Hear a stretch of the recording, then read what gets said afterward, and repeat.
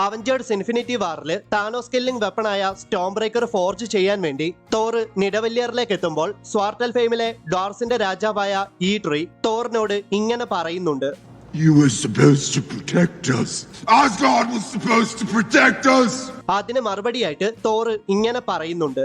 Asgard is destroyed. താനോസിന്റെ വരവിൽ നിന്ന് നിങ്ങളായിരുന്നു ഞങ്ങളെ രക്ഷിക്കേണ്ടിയിരുന്നത്.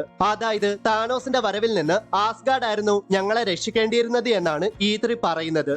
എന്നാൽ ആസ്ഗാർഡ് നശിക്കപ്പെട്ടു പോയി എന്നാണ് തോർ മറുപടിയായിട്ട് പറയുന്നത്. ആക്ച്വലി അവഞ്ചേഴ്സ് ഏജ് ഓഫ് അൾട്രോണിന്റെ സമയത്ത് തന്നെ താനോസ് ഇൻഫിനിറ്റി ഗോൺലെറ്റ് സ്വന്തമാക്കിയിരുന്നു.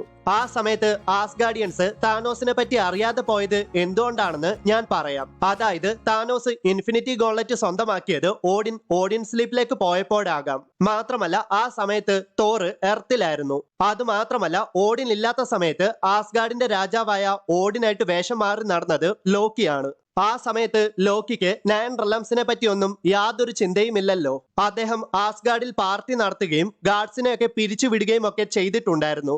എന്നാലും എല്ലാ കാര്യങ്ങളും അറിയാൻ സാധിക്കുന്ന ഹെയിംഡാൽ എന്തുകൊണ്ടാണ് താനോസിന്റെ വരവിനെ അറിഞ്ഞില്ല എന്നത് എനിക്ക് മനസ്സിലാവുന്നില്ല.